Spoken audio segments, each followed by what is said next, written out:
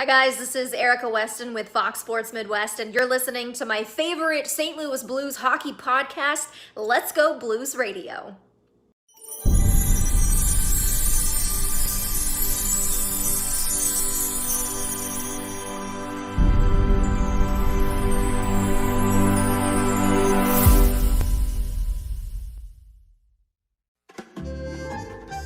Let's Go Blues Radio is powered by Manscaped. Get 20% off and free shipping at manscaped.com with promo code LGB. Make your balls a priority this fall. Welcome to Season 9, Episode 9 of Let's Go Blues Radio. We're the often imitated but never duplicated, the original St. Louis Blues hockey podcast. Support for Let's Go Blues Radio is brought to you by Manscaped. Get 20% off and free shipping at manscaped.com with promo code LGB. Make your balls a priority this fall. We're broadcasting live on Wednesday, October 28th, 2020. Happy Halloween, everyone. This is franchise episode number 275 all time. Your hosts tonight are yours truly, Kurt Price, Bill Day, and Jeff Ponder. And for your listening pleasure, for the next little while, we'll be talking St. Louis Blues hockey. So to interact with the show on social media, you can follow the show on Twitter at LGB Radio. My handle is at Kurt Price. Bill's is at Billy Blue Note, and Jeff's is at JPonder94. You can follow us on Instagram. We're dual streaming live right now on YouTube and Facebook. And for those watching the live stream right now on either of those platforms, thank you for joining us, and feel free to comment in the live chats and we'll address what we can during the show. If you're listening on the podcast version of the show, thank you for joining us as well. And of course, the website is letsgoblues.com, where you can listen to or watch past episodes of the show, browse the fan discussion forum, as well as get some cool St. Louis Blues themed t-shirts and stickers that helps support the show. Welcome aboard this week, guys. I guess we'll get right into it since we have a very special guest to the show. Wait. No BSing around. Don't just skip over some important information here, Kurt. Such as? What shirt are you wearing right now? Me? Yeah, you. I think I saw a glimpse of it earlier. I can't see it right now. Does it look like a Nashville Predator shirt? Because it ain't. No, I know. I think it's a Let's Go Blues Radio shirt. That's a beauty. It is. Look at that beaut. She's a beaut. Yeah, she's a beaut. She is a beaut. Beautiful stuff. Can you get that at the letsgoblues.com store? I did. It is. It's available now. Okay. How about that? There you go. A little shameless. There you go. Jeff and Bill, welcome. We have some official beverages this show, and I guess you know what? Since we do have 3 beers and a cola, not a cola, a black cherry, is it? Right. So let's. Jeff, you want to introduce our guest this show? Sure. Yeah, we'll let him lead off with drinks of the show first. Usually it's beer of the episode, but we'll go with beverages of the episode. Sure. Our special guest today is Mike McKenna. You can follow on Twitter at Mike McKenna 56. St. Louis born goaltender, played for many organizations. I tried to count him earlier. Couldn't get them all right. He tried to correct me, but I don't think he's sure. Well, 16, but who's counting? That's the number of organizations. That's not the number of jerseys, but it's the number of organizations. So Mike McKenna joins the show, Parkway South graduate. That's right. And we'll get to talking about some of his St. Louis ties in a little bit. But first, Mike, what are you drinking tonight? Well, I dug into the fridge here, so cheers, everybody. It's a Vest Black Cherry. It's my favorite soda ever. That's awesome. Very St. Louis, very apropos. And ironically enough, these guys used to sponsor my dad's race car years ago in the Billion Bubble Machine. Had Vest sponsorship all over it. Bubbles, colorful. It was a CSR in the SCCA Racing Series. So, yeah, family history. And now my kids love all these goofy flavors. And it doesn't hurt that they're like 25 cents a pop at Deerberg. So that's my beverage of the day. Where was the? Where did your dad race? What tracks was it? What kind of racing was it? Because there was a track near my house. I don't know if that was where he was or not. It was open wheel. I raced what was then known as Super V, somewhat of the equivalent of what Indy Lights would be now, the step right below IndyCar. Okay. It was in the Sports Car Club of America, SCCA, so it was all road courses throughout North America.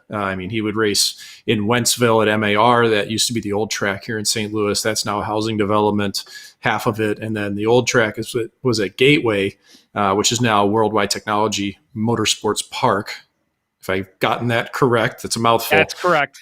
Yep. So that used to be a road course before they built the oval. But we traveled all over the place with it. I'd be at the rink in the wintertime and at the racetrack in the summer with Dad. Cool. So speaking of your dad, I want to say a friend of the show, Angela Sharp, says to tell your dad hello for her. So cool, I guess she's a big fan of your dad. Well, there's a lot of history there. So she has family members. Her grandfather, I believe, is a member of the St. Louis Amateur Hockey Hall of Fame, as is my grandfather, and really, really important person in youth hockey and in the history of our sport in this city. So I always get a smile smile on my face when I, one, hear from somebody with that connection, but two, thinking about my own grandpa and other people that have been involved. Guys, you want to go ahead and do your beers? I'll finish, and we can get into talking to Mike. That'll work. Bill, what you got? I can't hear Bill. Can you hear Bill? What happened to Bill? I think he muted himself. Mute. I'm on work calls all day, and I do that for work, so I thought I'd bring that over to the podcast. Bill, you don't have work calls. You're a bouncer at a strip club on the east side, right? I mean, you don't have to have work calls for that. Well, it's a different gig these days. You know, the pandemic's really screwed everything up. Virtual bouncing. No, yes, it's so much fun.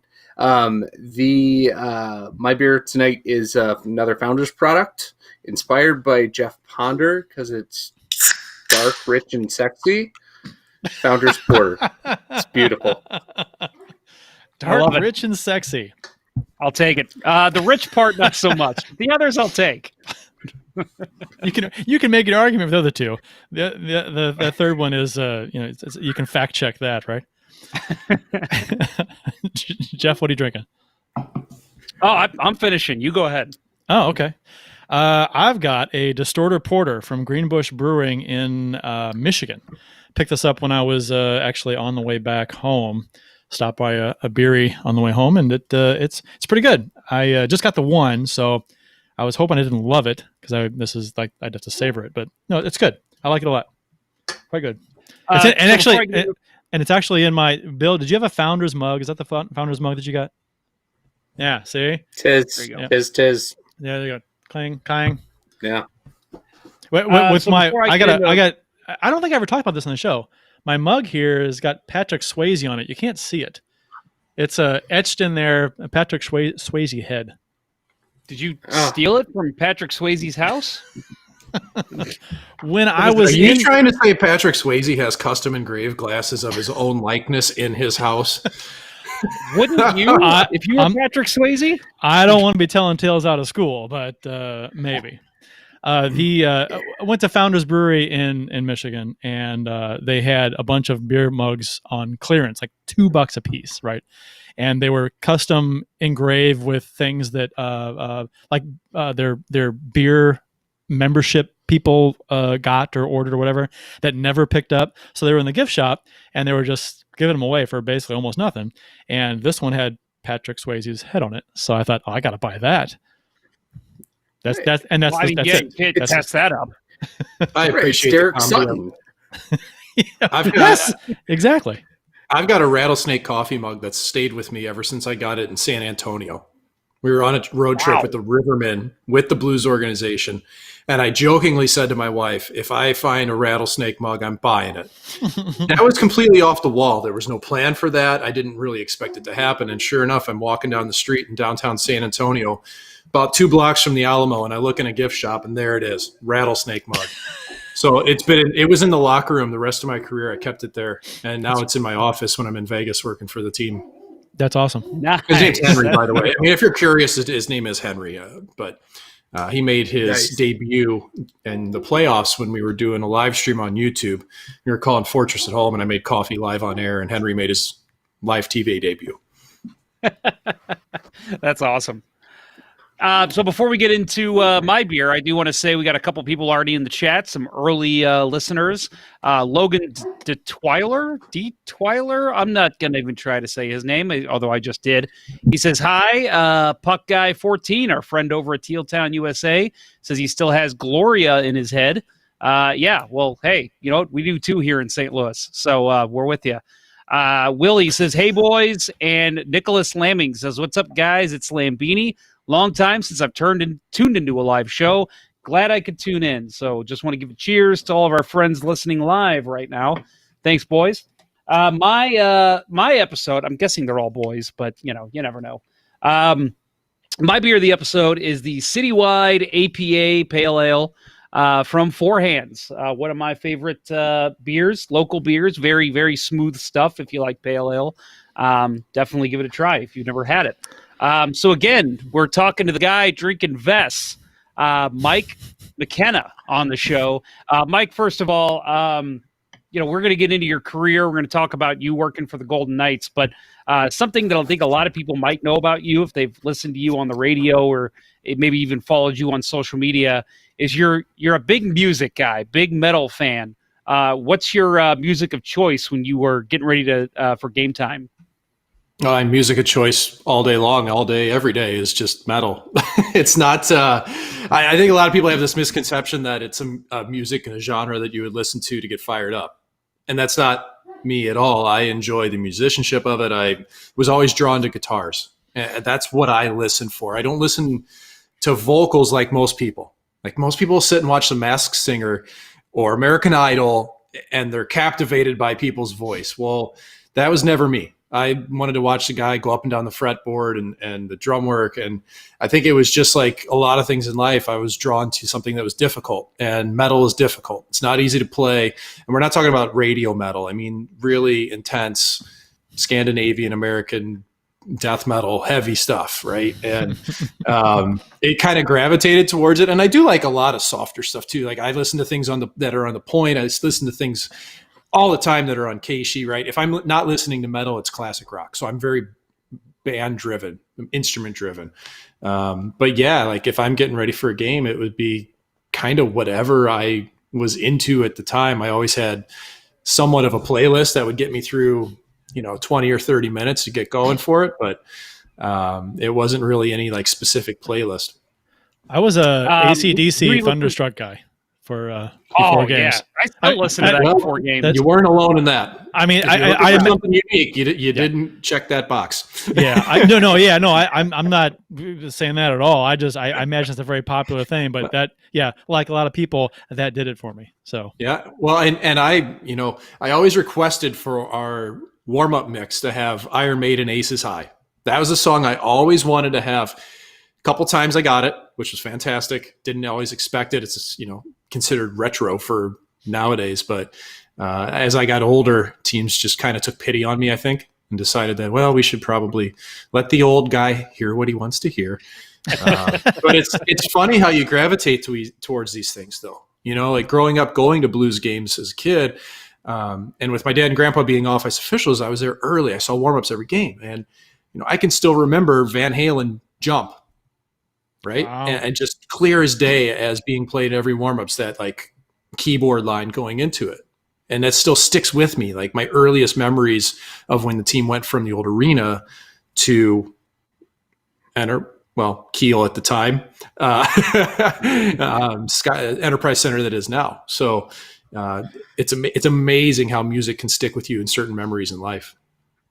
Yeah, I'm the same way. I when I was a kid, I had a playlist as a burned CD, I guess, and you all can relate to that. I made my dad turn on when he was driving me to games when I was a teenager, and it was all stuff you heard before games at Kiel.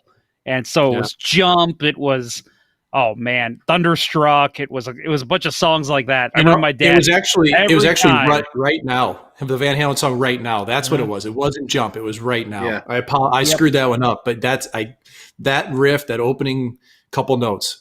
That was what I always associated with blues hockey as a kid. What was there was another one? "Raise Your Hands" by Bon Jovi. That was another one. Okay, all right. Yeah. What was yours, Bill? What did you have? You have pregame music. What was yours? So you look embarrassed. Stuff, but, I had a lot of stuff. It's Raining Men. When I get worked up with that one. I mean, that's fair. Yeah. So when I got to high school, and before a game, I Public Enemy, there's Public Enemy track, shut them down. Being a goalie, it was perfect for me. Okay. So I just played that on repeat. I was in high school before, MP3 players and that. So it was rewind the tape, play the track, right. Rewind the tape, play the track. So I remember those. I can remember being in junior hockey and having to put 5 different discs into my car as I drove to the rink. Back when I actually did have a playlist, and I had the same 5 or 6 songs that would last from my billet family's house to the rink. And I'd just be shuffling down the highway, throwing CDs in and out of the Discman just to get the songs that I wanted to hear, because we didn't even have the capability to burn them onto a disc at that point. That was 98, 99, 2000. Yeah. I was 14 and 15, so I'm a little bit behind you. You got me by a couple of years, but yeah, I remember those days too. You're not that old, so you don't need to worry about that. Kurt's way older. He's like in his 60s. So 68. 68, yeah. I hear next year will be a lot of fun. So Mike, talking about growing up in St. Louis again, Parkway South kid. What if there's one spot that you remember from your childhood that you went to a lot, whether it was with your friends or your parents? What was that one spot? Well, the arena, first off, going to every game, like I mentioned earlier, Dad and Grandpa both being off-ice officials. That was as close to a memory that will always stick with me as you'll ever get, because I was there so often. But aside from that, Kirkwood Ice Arena, that was my home. Being Parkway South's within the Kirkwood district, right? So that's where I spent most of my time as a kid. And you can imagine that for my era, I'm an 83 birth year. I still remember going to 6 a.m. practice with completely dark outside, no roof, chain link fence instead of glass at Kirkwood. And then the roof came in, and then the rest of the rink came in. So it's funny, at the time you hated those times. My toes would freeze. And now I look back on it and it's some of my favorite memories. There was nothing to it. You're just playing for the fun of it. And I see it right now, like through the same prism of my daughter playing, who's 7 years old and who's at Kirkwood now too. And it's really, really cool to kind of come full circle and actually be excited to wake up in the morning and go to a rink, as much as you can't stand it because you're going to struggle the rest of the day. It's like, that's where I was. I spent a lot of time at Six Flags in high school, like a lot of people. I went to Wet Willie's in Fenton to ride those water slides, like a lot of people in West County too. So all the classic St. Louis memories, man. So talking about just different areas in St. Louis you've been to. So obviously St. Louis guy, got to ask the St. Louis question, emos or Cecils? You fan of either? And if you're not, what else? You already said where I went to high school, so we can't ask that question. Right. Here's the thing about pizza. I just don't discriminate. I love pizza across the board, whether it's Chicago, St. Louis, New York style. I'm in on Detroit. I'm making Detroit pizzas at home now in my kitchen, and they're sick. Like I got my buddy Gerard Kraft, who's got Brasserie and used to have Niche and Pastaria is his restaurant in town, started cooking these, and I was like, what do I need for a pan? So now I'm doing those. But I as a kid, it was always Cecil Whitaker's I liked more than Nemo's. I think that we ordered from them because they were less expensive, though. Yes. I think that was exactly. I really just think that was the only reason why. And right now, I probably couldn't pick. I think they're both delicious. I'm way in on them, but for St. Louis style, that's great. But man, there's so many good pizza joints in town. Not just the St. Louis style, but Pastaria and other places that are slinging really, really good pies around town are just as good in my book. You mentioned Detroit pizza. There's a great Michigan pizza place out by me, Bellacino's. Have you been out there? Just the grinders, right? That's what they have? They got grinders and they got pizza. And their pizza is phenomenal. It's as close to Detroit style pizza as you can get in St. Louis. So keep that in mind. Square? 8 corner? It's square. Yep. That's very good. Jets is the one by me in Baldwin that I've found. That's pretty close to it. That's a good one for sure. So again, more St. Louis questions for you. Gooey butter cake, Ted Drew's, yin, and all that stuff as well. Oh yeah, we've got the family recipe for gooey butter cake. Starts with a box of yellow cake mix. It has to be the like the dry yellow cake. It can't be. I don't know. My dad can tell you, but it's my wife's from upstate New York and she's perfected it. So she's got it down pat. Toasted ravioli. I mean, all the St. Louis stuff. Yeah, it's quintessential. It's funny. It's really cool. When I was playing, when my wife would whip up a gooey butter cake for like a team dinner at our place, and everybody think it was like lemon bars. And then, after like 2 pieces, they're dragging and they can't get off the floor, and they didn't know what they were having. And they were like, yeah, it's a gooey butter cake. What? So, Yep. The recipe has definitely been dispersed due to us. Brandon Bolig was on the show over the summer, and he mentioned his wife was from Chicago. And so I asked him, what does she think of St. Louis style pizza? Expecting to hear, oh, it's awful, it's cracker pizza. She apparently fell in love with it. So what does your wife think of all the St. Louis foods you've made her try? She doesn't like the pizza, but Chicago has thin crust pizza too. People don't realize that. That's not uncommon up there. They just don't have the Provel cheese. The Provel is what throws everybody off here. When it sticks to the roof of your mouth and it's just got a different like taste and mouthfeel. She doesn't like it. The Provel is what she can't handle. But I mean, Chicago style pizza, they call it a casserole up there, or that you could call it a casserole technically because it's so thick. But Brandon Bolig, fellow St. Lawrence University. I graduated from there. He did not. He left early so he could go play in the show and win a Stanley Cup and be the first St. Louisan to ever win a Stanley Cup. So and he was very happy to talk about that as well. So I'm sure you're aware. Well, I mean, it's kind of a big deal. Winning a Stanley Cup is the only reason we play. So I'd be pretty proud too if I'd ever had that chance. Oh yeah, and it was. I mean, for us to have him on, it was a lot of fun. I'm a St. Charles kid. I grew up playing for Francis Howell. And so, he played for Howell North and they were ridiculously good when we were in school together. And so, yeah, when I was asking about all those days, I'm just like, part of me's just like, damn it, Brandon Bolig, playing against you guys was not fun. So I'm happy he went on to do something though. And now I can root for him because he's a St. Louis kid. But yeah, back in the day, hated playing against his teams. They were some good teams, especially in the roller hockey division. So question I wanted to ask you, Mike, and this actually comes from our friend Bill here, who's a goalie, as he mentioned, played for CBC, right? Bill? Yep. Is that correct? Yep. Yeah. Played for CBC for a while. Yep. I was on the 93 state champions team. So okay. So any influential goalie camps you went to? Obviously, Bruce Racine has a really nice, really good camp out here. Any things you went to as a kid in St. Louis for becoming a better goalie?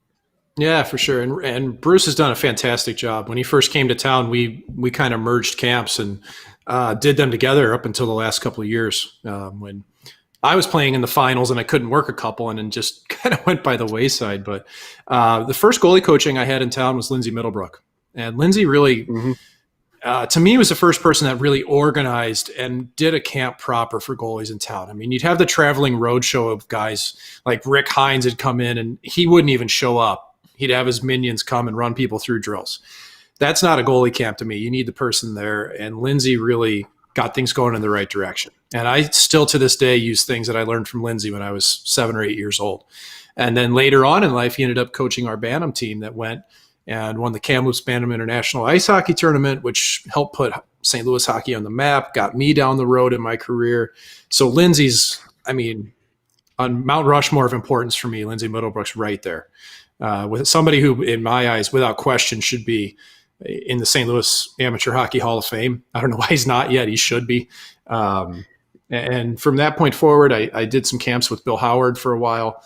But really, Lindsay was at the core of it for me. And then I was lucky when I was drafted that I was drafted by the Nashville Predators, who had Mitch Korn as their goalie coach. And even though I never went to Korn's camps as a kid in St. Louis, getting to know him and then working his camps with him too was pretty special. That's another person who was really influential on me in my career. From what I've seen and what I've talked to with former players and people who've worked around professional athletes, Mitch Korn, I'm told, is one of the best coaches to work with.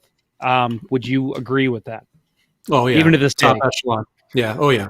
I mean, you look at the success he's had with people, and sometimes people are quick to say that, a coach isn't as good as they may have been just because they had great players. And I don't think that's ever the case. I think it's a symbiotic thing where, Mitch Korn had Dominik Hasek, and they worked together to get Hasek to the point where he was at. When Hasek came from the Blackhawks, they didn't know what they had in Buffalo. They worked together.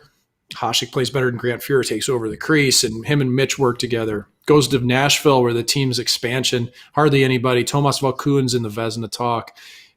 You go to Washington, Holtby wins a Vezina, you win a Stanley Cup finally, and just the amount of success that he's had over the years, and to see how he has adapted over the time is the most impressive thing. There's a lot of goalie coaches, until recent times at least, that they weren't willing to adapt, and they've fallen by the wayside. You need to stay with the current trends, learn how to teach it, know how to read what's going on, and be able to verbalize that to your players, your goalies. And that's Mitch.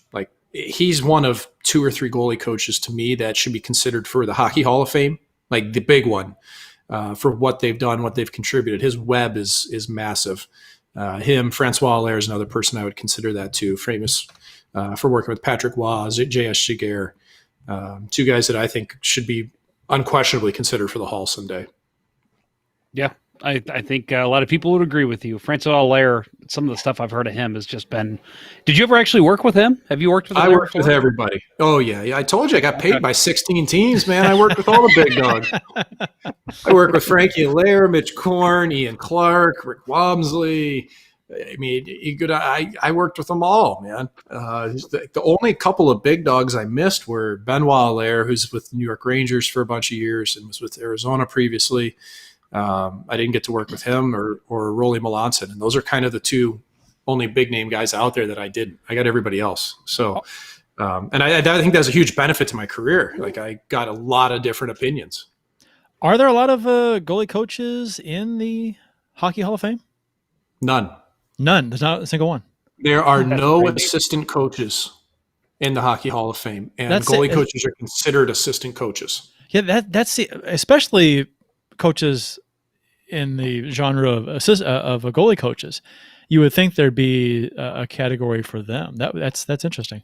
Specialized coaches. Yeah, I agree. Well, that's the reason why. That's what we've heard from the Hall all along as well. If we open up the goalie coaches, well, do we have to open the door to everybody else? Well, why shouldn't you? If somebody is deserving of being in the Hall of Fame, why do they have to be a head coach? Why can they not be a skills coach or a strength coach? Or, to me, goaltending, we're the most important position. You can't win without a goaltender, right? And there's no respect, man. There's no respect for the coaches that have progressed this forward. And goalies, you can't pay a goalie more than $6 million anymore. The Price contract and the Bobrovsky contract. We're never doing those again. Well, look at the team that just won the Stanley Cup. They got $9.5 million a goal in Vasilevsky. Yep. It boggles the mind how undervalued goalies are, yet overvalued at the same time. Right? Well, it's a fine line. They get Stanley Cup rings. So, right? So, I mean, okay. Yeah. Yeah, that's messed up. So you mentioned getting drafted in 2002, 6th round, 172nd overall. I actually know that number off the top of my head. I'm not reading off anything. But we were talking yeah, right. Yeah. So the 3 of us were actually talking earlier about the jersey that you were drafted in 2002. If you remember, the Nashville Predators, the mustard yellow. I have to ask, of all the jerseys you've worn, was that one of the ugliest ones? It's. I think it's the most beautiful. It's my draft jersey. Of course, you have to say that. That makes sense. I can see that. I'm not just saying it. It's my draft jersey, man. I worked hard to get that thing. Now, it is terrible looking, but I love it.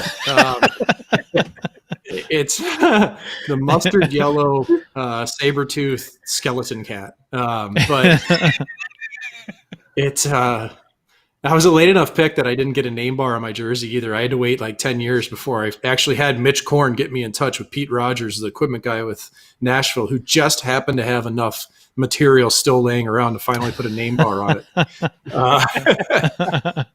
But yeah, I mean, it's a doozy for sure. It's not what you would consider a classic uniform by the good standard. maybe on the complete opposite end of the spectrum. So what's the most beautiful jersey you think you've ever worn, like in terms of teams you played for? Rivermen's up there, right? It's gotta be. That's like a question he's never been asked. I think that's no. Those jerseys were awful because they had the piping on them like football jerseys. Any jersey that Reebok designed and came out with in 2008, I do not like. Period. We were just talking about that. Those are the worst jersey designs. Stars jerseys from that era. Oh, yep. Well, the Ottawa Senators are finally getting rid of it now this year. Like they ran that thing 12 years into the ground. They look like practice jerseys. They didn't look right for hockey. Agree. Man, I don't know. Like best jersey, like you have to think about your equipment and how it looked with it. Like I thought my Columbus setup was like bang on. Just the navy red and white was it was perfect, right? The mask, the pads, all that really worked well together. Dallas's were cool. My daughters love Philadelphia just because my oldest daughter loves orange. It's her favorite color, so it's special to me that way. But man, I really have to dig in the archives here. It's probably my vote goes to the Flyers. I liked your setup, especially when you first got there and you had the all black mask.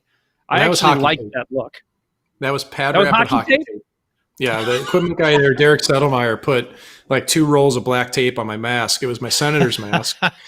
And then the pads had about 4 pounds of pad wrap on them to cover up the Senator's stuff. So that was a really bastardized set of gear at that point. Jeff likes it. Man, that's a shame. It looked awesome. They did a great job with it. It looked fantastic. Yeah. The problem is the pad wrap didn't slide very well. It was nice. It looked good, but it was heavy and it didn't slide well. So I couldn't wait to get my next set of gear, but I didn't know where the hell I was going to end up that season. I'd already been on a bunch of teams, so I just ordered white gear for the first time in my career because I was just a complete nomad and figured I had no idea where I was going to land. So I'm getting white gear and hoping for the best. Now, was that something that they required, the covering up the old colors? Because you occasionally see goalies wear previous teams' gear. Colors. The Anaheim goalie, the Blues waved him. Chad Johnson. Remember, he joined the Ducks and he had the Blues helmet still on. Yeah. Well, if you want a good example, I've got Senators gear while dressing a game for the Vancouver Canucks 2 years ago, and I look like a kaleidoscope. There may not be a color in the spectrum I'm not wearing, but. No, you don't have to change gear, and it's actually hard because your equipment has to all be approved by the National Hockey League, by Kay Whitmore. He has to sign off on everything. So, it's not like you can just go in the back room and grab an arm and chest or a pair of pads or glove or blocker that somebody had left there. Because one, you have your own custom gear, but two, it's not approved. It doesn't fit your body. So you're kind of at the mercy of the equipment companies. And a week, they can do it in a week. 2 weeks is almost a little more realistic for you to be able to get your gear and get into it. Because it has to go through the NHL. That's the biggest delay, is it's got to go to Toronto, be approved, and then sent to you, and that adds 2 to 3 days worth every time. So how many spare parts do you have with your how many spare parts do you have you have obviously have backup masks. You have depends. No, it depends how cheap a team is. Ottawa didn't buy me a backup mask. So that's one team.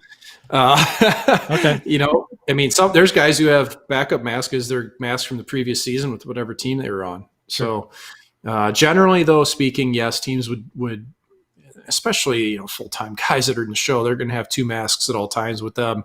You'll have 2 pairs of skates with you, pair of pads, 2 blockers, 2 gloves. So, when you're on a road trip, you've got that much. And if you're at home, you're going to have more equipment than that on hand if it's necessary. So a really heavy hockey bag is what you're saying? 2. 2 hockey bags. There you go. Yeah. The weight has come down, though. So again, we're talking with Mike McKenna here, currently of the Golden Knights broadcast, but former professional hockey goaltender, played for many different organizations throughout his time. But the big one that I wanted to talk about, and I'm sure this was something you knew we were going to bring up, July 1st, 2012, you signed a 1-year, 2-way contract with the Blues. You spent the entire season in Peoria. You actually split that time with young goaltender Jake Allen, mostly, but Brian Elliott was also there. So a little bit of a St. Louis connection there as well. But when you signed that contract, I'm sure you went through many emotions because it was on July 1st, first day of free agency. I'm sure it was, hey, this is great, signing with my hometown organization. Did you think there was going to be a chance that you would make the pro NHL club, or did you kind of know, well, I'm probably going to be in Peoria the whole year, but at least I'm with my hometown team? What was your reaction like to that? Well, I signed the day after I got married too, so it was pretty cool.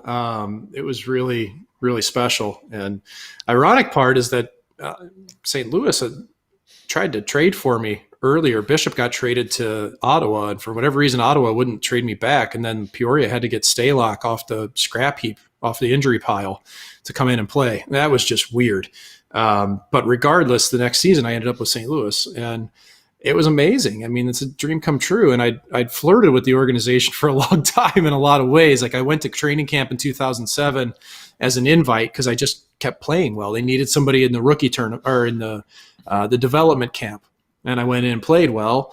And then they needed a goalie for Traverse City. And I went up there and, I led the tournament and everything over Hudobin and Pavlik and McCollum and other guys who really became good goaltenders.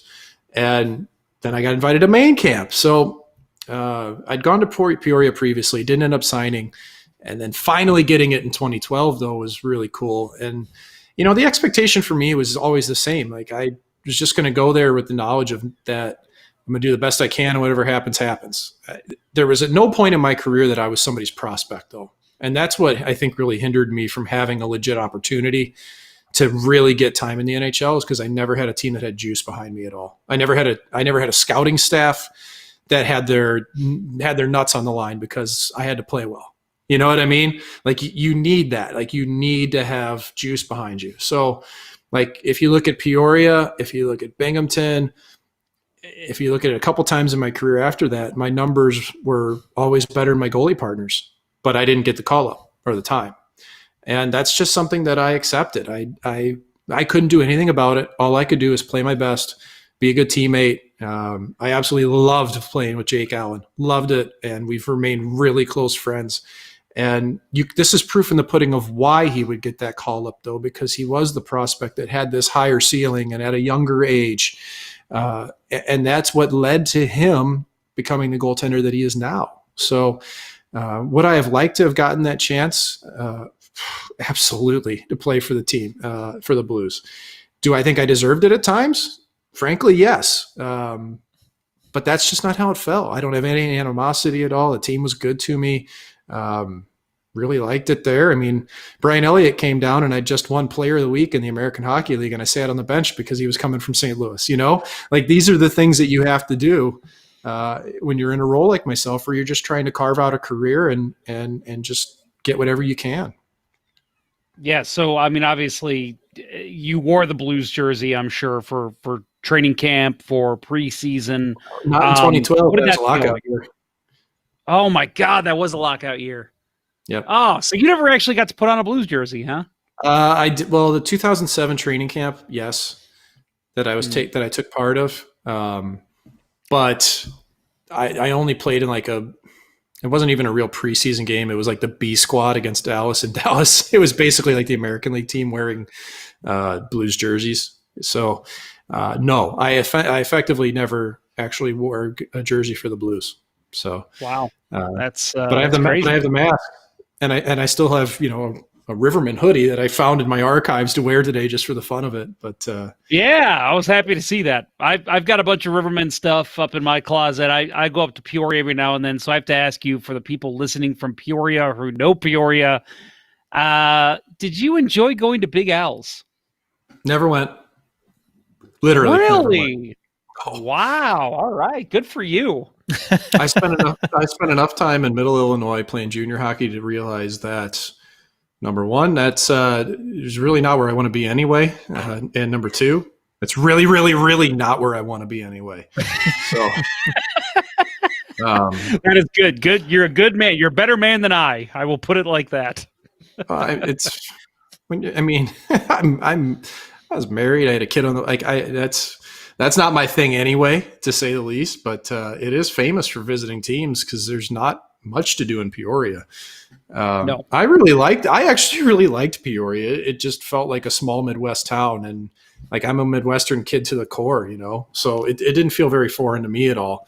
Some of the guys didn't like it much, but if you're used to living in Toronto as a kid, it's a little bit different.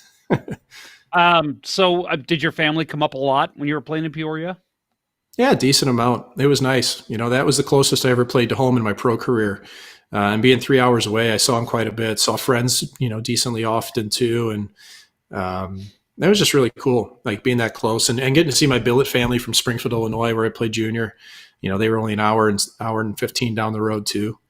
So that was a fun year. It really was. Like, we had a pretty good cast on that team. I mean, some players that really went on. I mean, Jake Allen, Jaden Schwartz, Ian Cole, even, Peluso was there, and he got a lot of time in the National League too. There was a decent amount of guys, Taylor Chorney, good hockey players. We weren't a great team, but, really good, really interesting coach, Dave Allison, unbelievable assistant coach, and Scott Allen. So, yeah, it was just another part of the journey, man.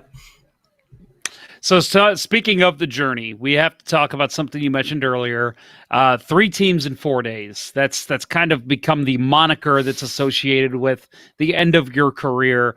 So for those that don't know, Mike, you signed with Ottawa to open the 2018-19 season. You played with the Sens. You played with Binghamton of the AHL. Ended up getting traded to Vancouver for another St. Louis connection, Anders Nielsen, going the other way, and a 4-player deal. You joined the Canucks in Toronto and Montreal. Then you were waived so you could play in Utica, their AHL team. But then you were picked up by the Flyers. Again, another St. Louis connection. Brian Elliott was one of the injured goalies there in Philadelphia. You were used as the 7th goalie by Philadelphia, which is a record. Which before that happened, the Blues actually held the record, for those that remember that season. So that was probably back when you were going to the games all the time at Savvis Center when that year that happened. But either way, Jim Carrey, Tom Barrasso, right? Yeah, Barrasso, Carey, yeah. But anyway, so I mean that's crazy. You mentioned at this point you're already married. I think you already had a kid at this point. But I mean, what is that like? I mean, was that something that made you say, I'm done, I can't do this anymore? Or was it just, this is part of my life, this is what I know I have to do, and sometimes this happens? Yeah, the pride kept me going, and and the money too. I mean, I was in the NHL. Like, if I walk away from it, you can't do that. I couldn't. I made a good living in hockey, but as a number 3 goalie, I mean, I have to work now. You know what I mean? Like, I don't have millions in the bank by any stretch. I don't have $1 million in the bank. You know what I mean? Like, but I trust me, I had a great career in terms of that. I'm very, very happy that we're unionized in minor league hockey and you can make a good living. But it was wild, man. And honestly, though, the thing is, I went into the last year of my career thinking it was going to be my last. I wanted it to be my last. I had planned my exit for 3 years prior to that. And I'd had opportunities to do things outside of hockey and media before that season. And I ended up not pursuing them in favor of playing one more year because I wanted my youngest daughter to remember me as a hockey player. And at the time, she was 3. My oldest one was 5 at the time. And we have 2 daughters. And that was important to me. My dad raced cars, and I remember him as a race car driver. And I thought that'd be the coolest thing in the world if she could remember that. So unfortunately, basically everything Ottawa sold me on, they went back on when they traded me. So, I was signed to go to Belleville, which is in Canada. It wasn't Binghamton, it was Belleville, which is in Canada, which was a big step for our family. My daughter was in kindergarten. There was a lot of things to consider. And, I spent 3 separate phone calls in the talking period leading up to free agency, convincing me how Belleville is going to be good, talk to our people, take care of this. And we came around and we were like, you know what? This is the last year. Let's just go enjoy this. Hopefully we play the whole season in one place.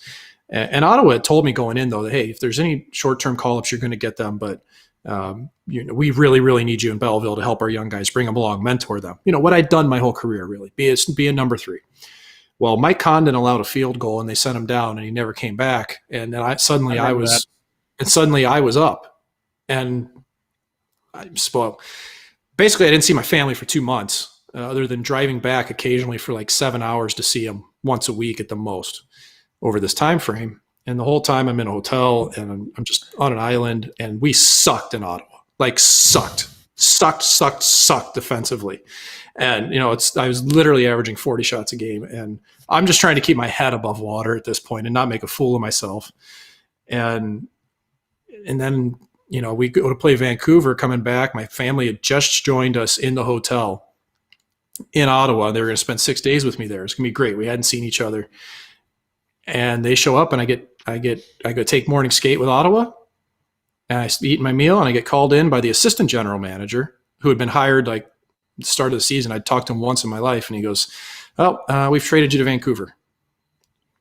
And they gave me a trash bag, and I went down the hallway, and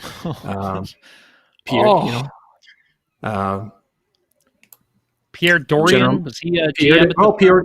Yeah, he didn't call me. So didn't call, didn't text, left it up to his assistant GM. So there's ways to treat people in hockey and in life. But in any case, I got sent down the hallway. I was on national TV in Canada with my trash bag walking down the hallway, and I had to dress for Vancouver that night. So I went back to the hotel, packed up the whole hotel that my family was in, and my kids are crying because they literally don't know when they're going to see me again at this point. I've just spent 2 months apart. They're in Canada, and here I go. I don't know where I'm going. So back up for Vancouver, go to Montreal, back up, go to Toronto, get put on waivers, get claimed by Philly. Another 2 months. So ended up being away from my family for 4 months. And it was just confirmation that it was the right time to stop. But thankfully, when I got to Philadelphia, that organization was absolutely first class with us. I mean, they were 2 kids' jerseys for my daughters waiting in my stall when I got there that had never been given to me by a team in my career with my name on them jerseys ever once. And that really meant a lot to us because we were like, I was in a dark place, and I was trying to play hockey in the NHL. That's the thing. It wasn't like I'm in this mental, like I've never been in a state like this before, and I've got to perform. So it was nice when we finally all got together in Lehigh Valley at the end, and we could at least ride out that last month and a half and just enjoy it and get to play, one final game where my family was there, my parents, my daughters, my wife, and my longtime goalie coach, and win the game in a shootout and call it quits. So it was a trying year, but it ended on the best note possible. So when you were traded to Vancouver, and so your family is up there, and all of a sudden you're traded, it sounds like a Mike Keenan move. You sure like Mike Keenan wasn't like pulling the strings in Ottawa? Because it sounds like something he would do, like a Brett Hull story, like, oh my gosh, yes, McKenna's family come to see him, and then all of a sudden they decided to trade him. That sounds like something Mike Keenan would do. It wasn't a vindictive thing in any way. They knew that they could upgrade a position to goaltender, which, I mean, I knew all along that I probably wasn't who was intended to be there. I wasn't naive. There was a reason why I was in the hotel and why 2 provisions of the CBA were ignored of me finding housing in Ottawa. So, I knew that my time was going to expire with them at some point, but I did not expect to go back the other direction in a trade. That completely shocked me. I thought that, I'd be going back to Belleville to continue in my role as a mentor there, doing what I needed to do to help their players. And, but the bottom line is that, like, it's business, right? And that's what I was told repeatedly. So, and it is, you sign up for it and this stuff can happen. And that's just the reality of it. It's glitz and glamour, but there's an awful lot of things behind the scenes people don't realize and don't see. And people are just, frankly, they're unwilling to talk about it. So nobody ever sees it. Yeah, we want to talk to you in a little bit here about the former Blues captain who just went to the Golden Knights. And I think you can see why he asked for the deal he asked for because of something like this. You don't want to have to be uprooting your family and not seeing them, like you said, for 4 months which is crazy. Now, is your family in St. Louis, or did they join you when you go out to Vegas? No, they've stayed here, but when I go there, it's voluntary. Like, I'm setting the parameters of when I go to work. It's very different than when you unwittingly do so. I know what I'm doing now. I set my schedule, and it's good, right? And it's with an eye to the future too. So, we're not going to do this forever. We're going to be one family in one city here very soon, right? That's the plan. And COVID has just changed everything, right? Our entire plan was to have our whole family together ASAP, and it's paused everything, But yeah, it's you can see why players, that's a bargaining chip, is to get those no movement or no trade clauses, for a reason. If that's something that you can bargain for, you've earned it. And like for Alex Pietrangelo, 100%. He's one of the top 4 or 5 defensemen in the league, in the world, right now. And if you're in that position, by all means, you should be going for anything you can.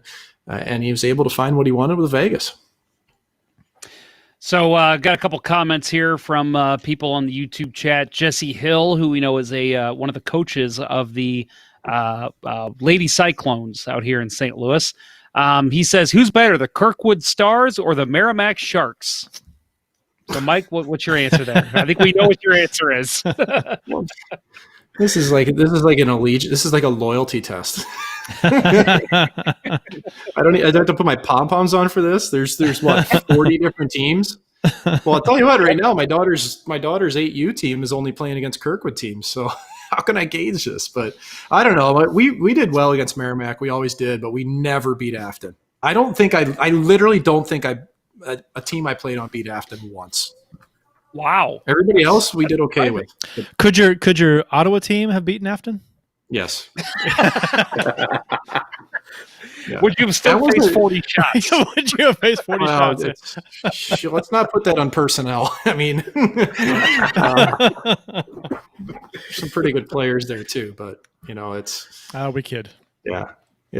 I only played the 2 years at Parkway South too. I left after sophomore year, so. I don't think we ever beat CBC, but you guys can recruit, so I don't know how anybody ever beats CBC. I had people chasing me to go to DeSmet, like literally like sending packages to my house, like, please come play for DeSmet. Like, sorry, that's not what I want to do.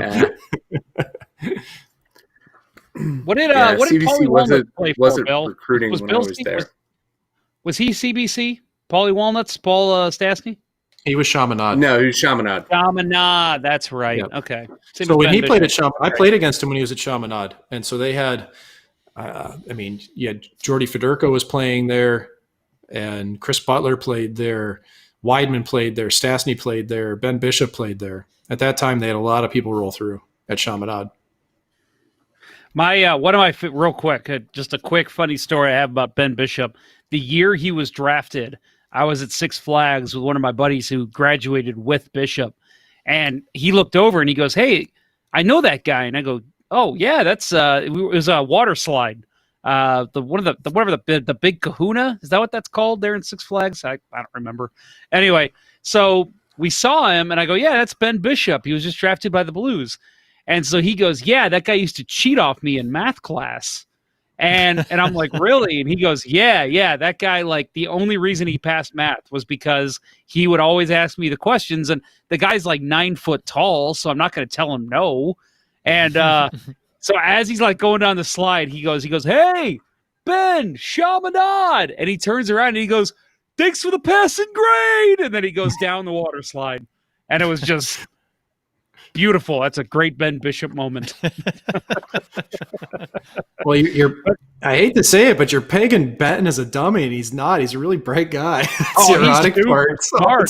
No. Yeah, you're right. Let me paraphrase that. That was one class. From what I hear, he was a very, very smart kid. What's funny is, like, Ben and I had the chance to play together twice. We played together in Binghamton after he was traded in 2011, and then we played together in Dallas again down the road too. So that's pretty cool. I mean, having especially like 2 30-something-year-old St. Louis goalies playing for the same team when I was with Dallas, that was really cool. Yeah, I bet. That's really cool. So we want to talk to you about it a little bit right now. We already mentioned you were with the Golden Knights as you're working as an analyst. Before that, you played with the Las Vegas Wranglers of the ECHL, now defunct, for a couple seasons. You once were quoted, and Kurt and Bill, I don't know if you saw this part of the story that I had read before, that one night you guys were low on players and you picked up guys at a rest stop. Is that a true story? Yeah, that's pretty common in the ECHL. Like, you know, if you're out west in California and Bakersfield drops a couple guys off rosters and you're short and you're headed to Utah or wherever, you all the other teams coach and you find out what rest area they're at and they've got their gear and they hop on the bus and it's like Slapshot when they, you know, where are the new boys? Well, they're at rest area 35 on I-10. You can tell because they've got a bag from their college team and about 4 sticks to their names. They brought their toys. Yeah, they brought their toys. Yeah, They brought their fucking toys. Give me a grape or an orange and none of that stinking rut beer. Yeah, we picked up people on the side of the road. I got bus stories, man. We lit one up on fire when I was in the American League in Portland. We sideswiped a Volvo on the Chesapeake Bay Bridge when I was playing for Norfolk. Yeah, you spend enough time on the Iron Lung, you'll see some things that you can't unsee. That's another show. That's a whole other show. Yeah, I was gonna say, well, I've got for just stories from the rest stop is what we'll call it. Yeah. That could take a real dark turn. Let's move on from that. Again, working for the Golden Knights, most players that become analysts for the team, like, you know, you think of Bernie Federko here, another St. Louis connection, Bryce Salvador in New Jersey, doing a lot of studio work for them. Most players, they play with the team that they're an analyst of, but because Golden Knights, you know, they've only been around for a couple of years, it's kind of hard for them to do that kind of thing. So obviously they reach out to a guy like you who has interest in being an analyst. So I wanted to ask you, I mean, is it a strange situation to be an analyst for a fan base that you never technically played for? I know you played for the Wranglers, but is that a weird situation for you? No, not a bit. I don't think it's kind of the same for everybody that's in the broadcast team for the Golden Knights. You know, we're all coming from different places. And myself coming in the third year of the team's existence was a little bit different than some that were on the original group. Shane Knighty, who played in the NHL for a long time, is our color commentator on the live feed. They've got other people that have been involved in the game for a long time. Shane's the only other player on our broadcast team. But he didn't have a connection either, but we've built that, you know, and it's such a new market that they know that, they accept that. You're not going to get ex-Golden Knights players that are going to be analysts right away.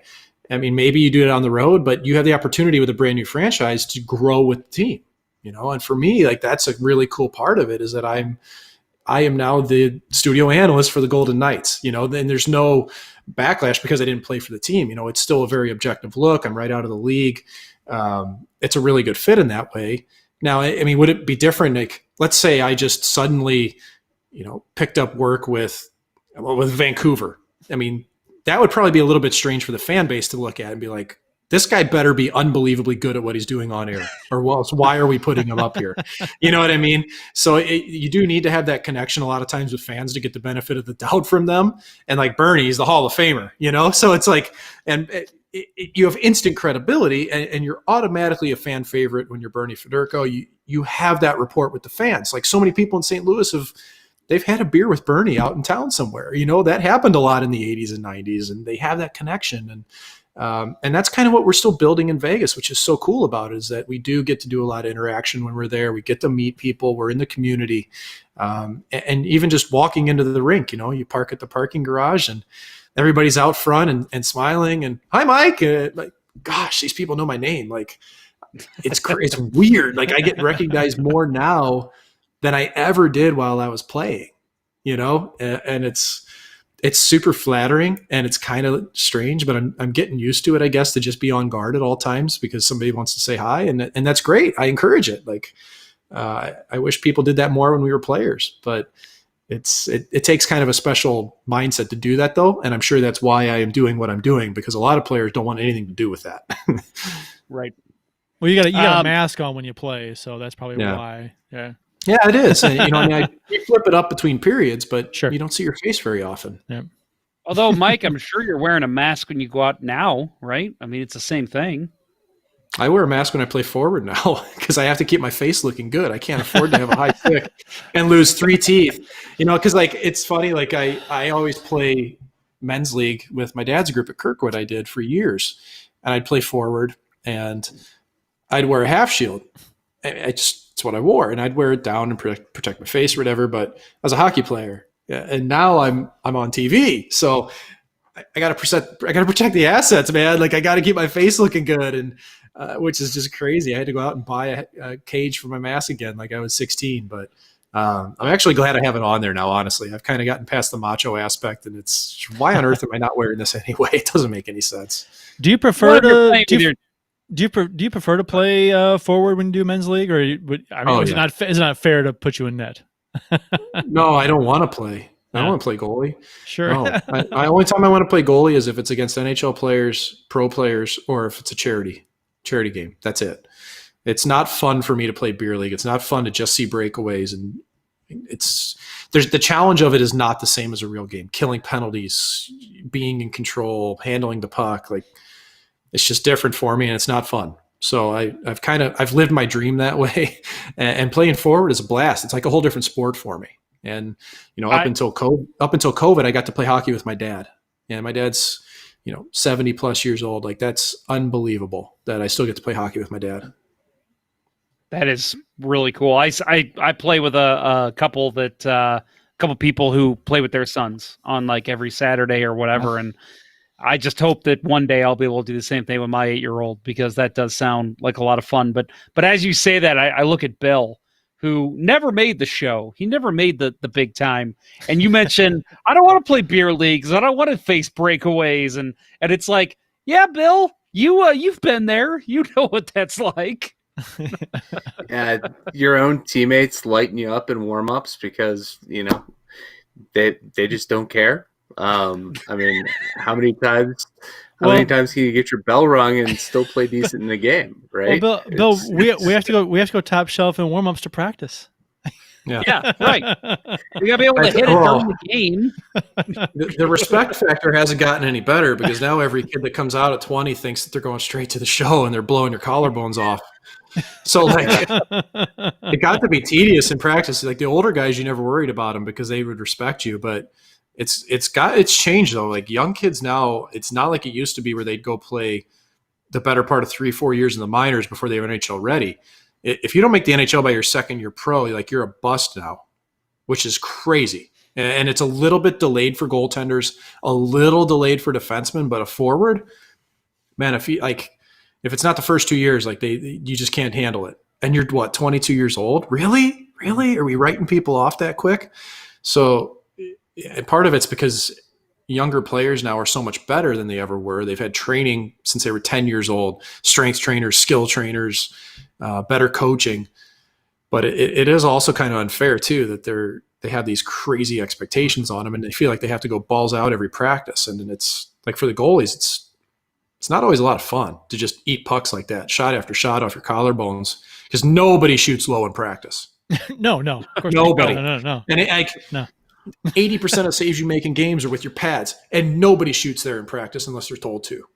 And it was funny because I learned that fairly early on. I get chewed out by Bill or my cousin or whoever's playing net, and I'm like, okay, all right, I get it now. I understand.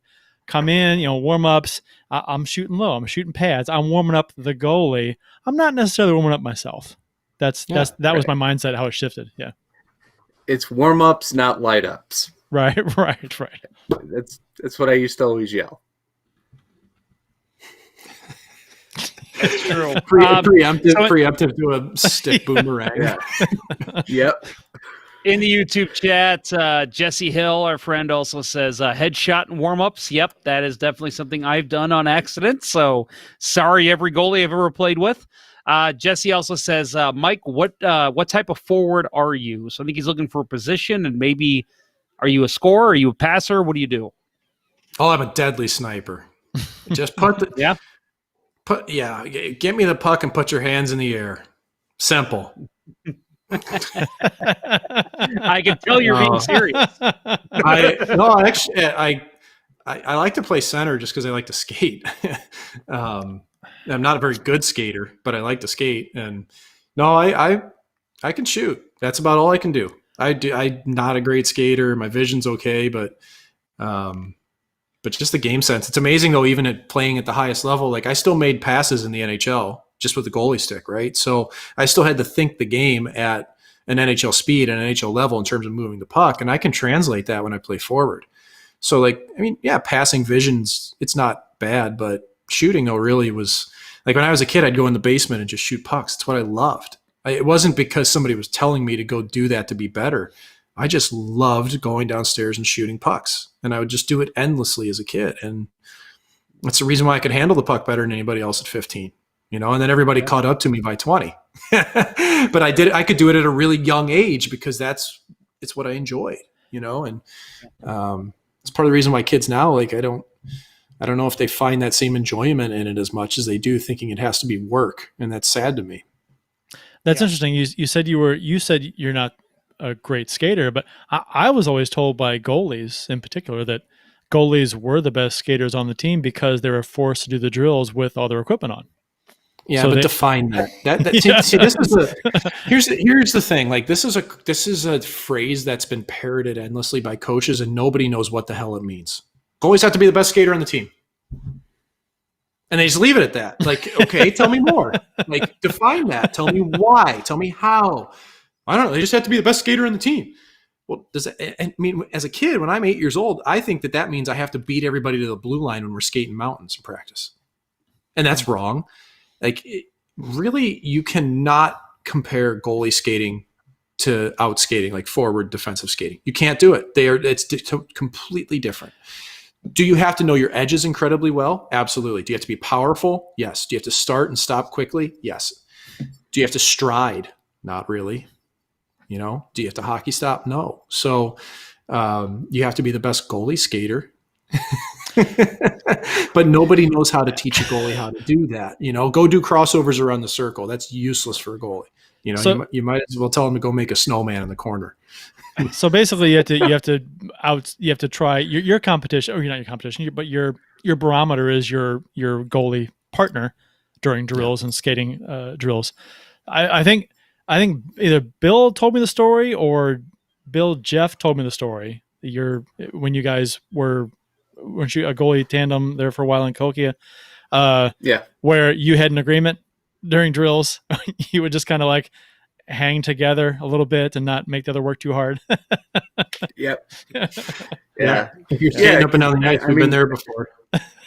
Yeah. I mean, you're spot on with that. The coach is saying that, it's a hockey truism that's espoused by, guys that never played goal and, never understood how unimportant that, doing the crossover drills was to us. I mean, it didn't make sense. Just let me go work around the crease. Yeah. Like you have to be precise and you have to be starts and stops. And no one ever taught me how to skate as a goalie. Literally nobody in St. Louis ever taught me how to skate as a goalie. And when I got drafted by Nashville, I'll never forget Mitch Korn. The first thing he said to me goes, "Mike, you're a big man, but you can't skate." And I was like, oh, geez, Mitch, I didn't really expect that out of you. And he was right, though. Like I went to skate with a guy named Chris Economo who put me through the ringer, learning how to actually skate like a goalie. I'd never done it before. And that by the end of my career, early in my career, it was one of my biggest strengths. I ended up being a really good goalie skater because I found somebody to teach me how to skate like a goalie. And like Bruce Racine now is a great example. He does phenomenal work in terms of teaching people how to skate, how to use your edges. But you have to know exactly what that means. And it's just one of those crutches, right? Like you just say, goalie's got to be the best skater. Well, you have to be the best goalie skater. Mike, we've gone way over on time that I told you. I do have one more question for you if you're willing to hang out and stay up a little bit longer with us. So obviously you're an analyst for the Golden Knights, so you know a lot of what's going on We're not asking for any insider information. We're asking more for your opinion. The Knights obviously just signed Alex Pietrangelo. We talked about him a little bit earlier. Knights had to move Stastny and Nate Schmidt in order to make room for him, but it looks like they're going to have to shed some more salary. What do you see? I mean, again, I'm not asking for any inside information, but in your mind, what do you see them doing to be able to make sure they're under the cap by the start of the next season? It's not a whole lot right now. I think that you probably have the number in front of you, but I know it's under $2 million. So there's definitely some cap gymnastics that you can do without having to really retool your lineup if you have to in that instance. And the reality of it too is that when you get closer to a season, you never know who's going to be using IR in any way. And that's a reality. So I wouldn't expect any more major roster moves. You never know what can happen. But from all the calls, from all the talk from General Manager Kelly McCrimmon, from Head Coach Pete DeBoer, they basically said this is the team we think we're going to have, which I would expect to.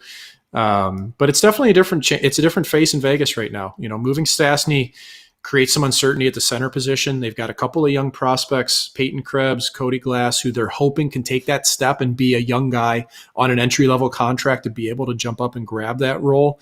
They've got quite a few guys that can play center. I'm not sure how many are pure centermen. So there's a bit of a question mark there. I'm sure they looked at Stastny's contract and thought, you know what, we love what he did. He produced as we expected, but we also know that there's 1 year left. What are we going to get compared to if we promote a young kid? So there's a bit of that going on. But on the back end, it's a big hit to lose Nate Schmidt. If they could have added Pietrangelo and kept Schmidt, I'm sure that would have been preferable. That would have been a dynamite tandem in top 5, 6 even at that point. So it's tough to do that. But on paper, they're a better team with Pietrangelo. I mean, you've got Pietrangelo and Shea Theodore, who I believe are top. I already said I think Pietrangelo is a top 4 or 5 defenseman in the league. I think Shea Theodore is knocking on the door too. Anybody that watched him in playoffs, Shea Theodore, Miro Heiskanen, Quinn Hughes, you saw what these young defensemen that are mobile puck movers can do. So that tandem's really enticing, Pietrangelo, Theodore.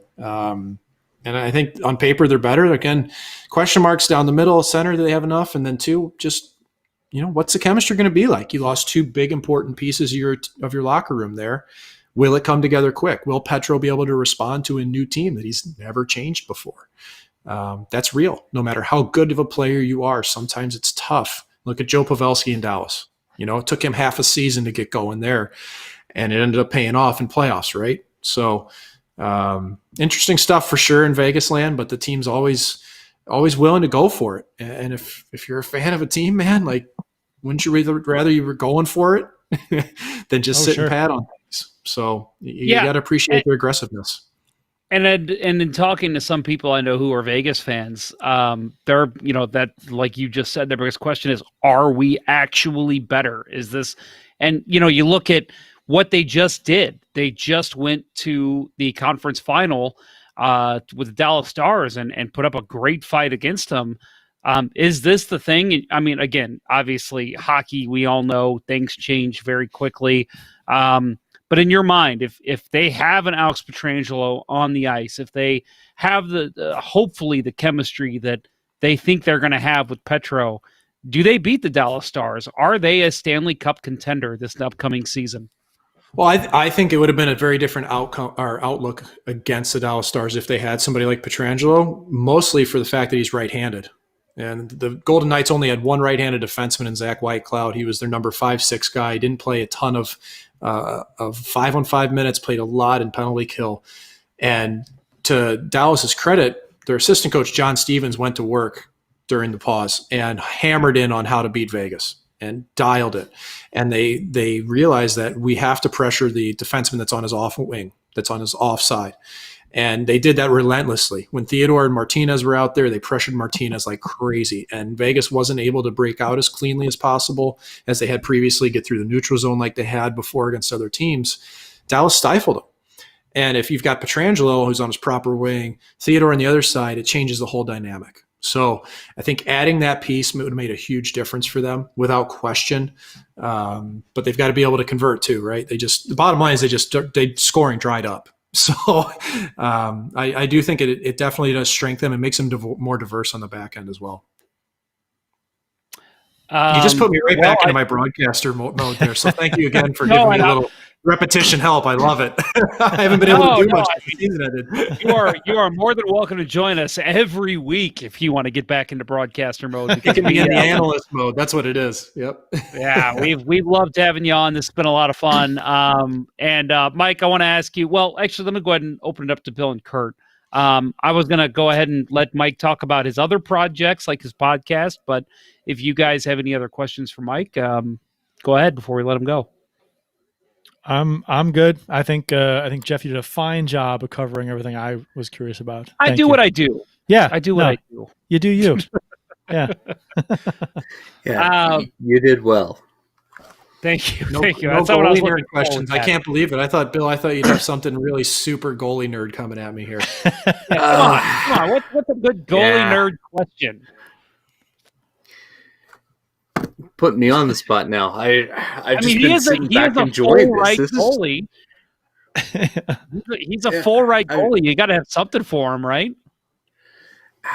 I should have, but I've just been sitting back and enjoying this. This has been one of my favorite shows we've ever done, quite honestly. I mean, just getting to listen to a guy that followed the path that I always wanted to follow. Growing up playing hockey in St. Louis and wanting to get to professional hockey and then get into broadcasting. My 10-year-old self is just in awe of Mike McKenna because that was the path I wanted. So I got grateful. Pretty lucky. Well, and I'll say I feel just absolutely grateful for you to come on and spend some time with us this evening. Happy to. So thank you. Yeah, I'm sorry it took so long. We had to punt a couple times, but guys, I hope people in St. Louis realize this, just how much it's grown and changed here now, that there's no glass ceiling to young players in this city any longer. And my draft class of 2002, that was Cam Jansen, myself, Jason Cossada, and Jan Stastny. There were 4 of us. And that had never happened. There had been 4 players ever in the existence of St. Louis youth hockey drafted before we had that happen. And we helped. And then we had 5 first rounders. And now we've got more than 20 people that have played in the NHL. We've had Stanley Cup winners. So this is really cool. And I still have a ton of pride for my hometown. And a lot of it's rooted in the fact that my grandpa was one of 10 people that had to drive to Springfield, Illinois to play hockey on a rink with boards, like founding fathers in this city. And if he had been alive to see, the Blues win the Cup, and if he had been alive to see Brandon Bollig win a Stanley Cup and myself play in the NHL, it's pretty amazing to think about, and the community that we've built up now is just amazing. Like sitting here talking to you guys, we could go on and on about memories at the Kiel Center, at the old arena, how it used to sway, how when the Blackhawks showed up, you knew there was going to be fights in the stands, and you had to have your head on a swivel. How it smelled. The stale beer and the sticky floors. We can go through all these the rink cats. You'd see them bombing around the basement. So I really appreciate you guys having me on because it means a lot to me. This city does what hockey's happened and accomplished, and just really cool. Walking into Centene this past year and seeing that they've got all of us that have made the NHL was just kind of like a heartstring moment, man. It's really, really cool. I know there's a lot more coming, and that's amazing. Dude, even for me, who never obviously even smelled the NHL, to see, like you said, at Centene, to see all the list of the players who made the NHL from St. Louis. I mean, that's an accomplishment for our city. And to see that and to be able to celebrate that, and not only just make the NHL, but have good NHL careers. I mean, you had a great, I know you wanted, you probably, I've heard you joke about it, but you had a great professional career. Paul Stastny obviously has had an excellent career. We're seeing so many guys right now. I mean, the Kachucks, good Lord, they're going to have great careers. They were 13-year-old pipsqueaks shooting at my goalie camp, and Brady ends up being my teammate in Ottawa, Unbelievable. unbelievable to see these guys turn into what they've turned into. So it's definitely a celebration piece for all of us in St. Louis. I mean, again, I've played hockey my whole life, never going to smell the NHL, but seeing that, it's definitely brings a lot of pride to everybody who's ever even touched the sport. Yep, 100%. And to take that a step further too, like what's going on in Vegas is the same thing. It's ground floor now, and 10 years from now, you'll see players in the NHL. 15 years from now in the NHL from that city. Like, just the growth of the game is really cool, because it was a niche sport when we were kids, and now it's really become much more mainstream amongst children, which is just awesome. Makes me happier and can be that I can look around my neighborhood and see, kids playing street hockey and playing for Kirkwood, and just amazing, man. Yep. That was something for me. I mean, again, COVID with the quarantine that we had here in South County just a couple months ago, seeing kids down the street playing hockey in the street, and then, driving a couple further blocks, and there's other kids playing hockey. I mean, for me, it was me and my group of friends, and we played street hockey, and we were the only kids in all of the St. Charles area that seemed to be playing. Now it's all over, and it's something to definitely celebrate. Yep. Really. Mike, I want to give you some time real quick here before we let you go to mention you've got a great podcast, and it's a shame we haven't mentioned it yet. I don't know how often you've updated. I'll admit I haven't listened in a while, but your 6 Degrees of Mike McKenna is your podcast. How can people find you? What can they hear when you have your new episodes? Yep, 6 Degrees with Mike McKenna. There will be more of those coming.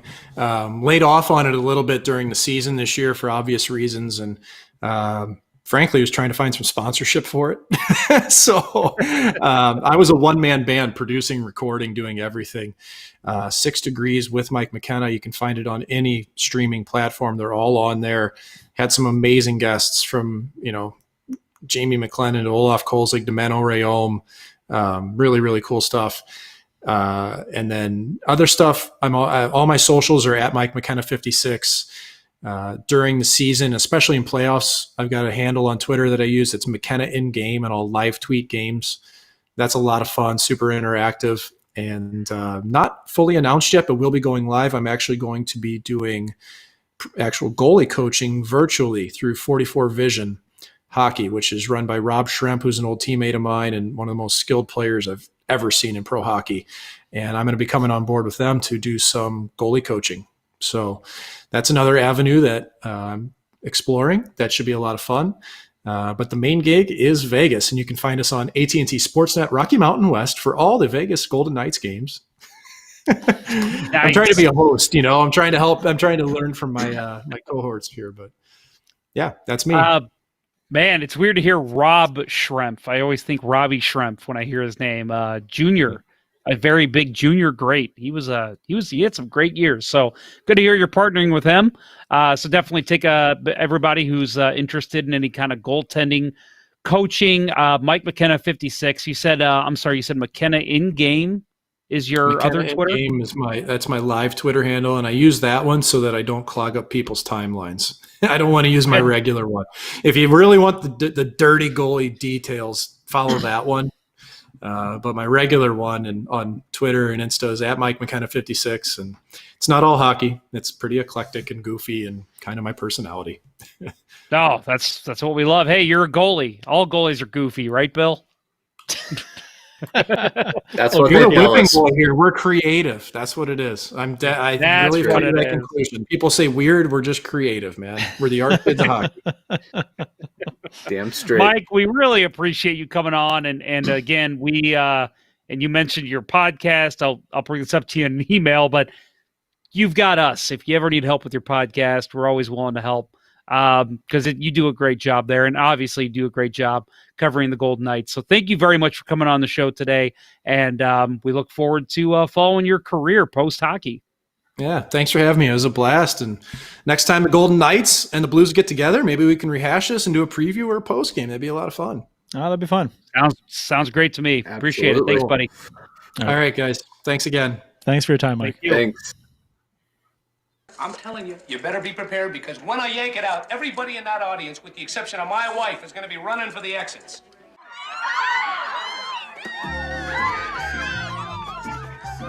Autumn is in the air, and Manscaped is here to ensure you don't carve your pumpkins while grooming. And by pumpkins, we actually mean your boys downstairs. In fact, Manscaped is on a mission to change the way you approach caring for your balls. And great news, they just released their products in the UK, Canada, and Australia.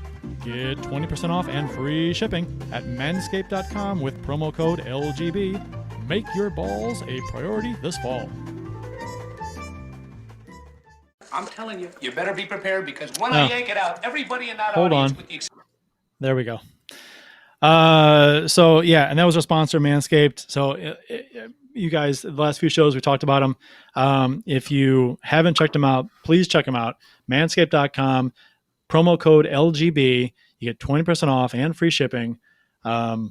Fantastic company. If you don't want to, if you want to take care of yourself downstairs, please check them out. Help us out. Take care of your balls this fall, right? Right, Bill? That's right. Jeff has gone to take care of his balls. He is. Right now. I can hear the buzzing. I can hear the buzzing in the background right now. He's an in-game shave. Yeah. Definitely take advantage of that promo code. I mean, just you go to the store, you go to Target, look at the shelf and see the price there. And maybe Manscaped doesn't want us to talk about this, but you can get significant discount by using that LGB. So it's no brainer. 20% and it's off. gift season too. It is. It's gift season.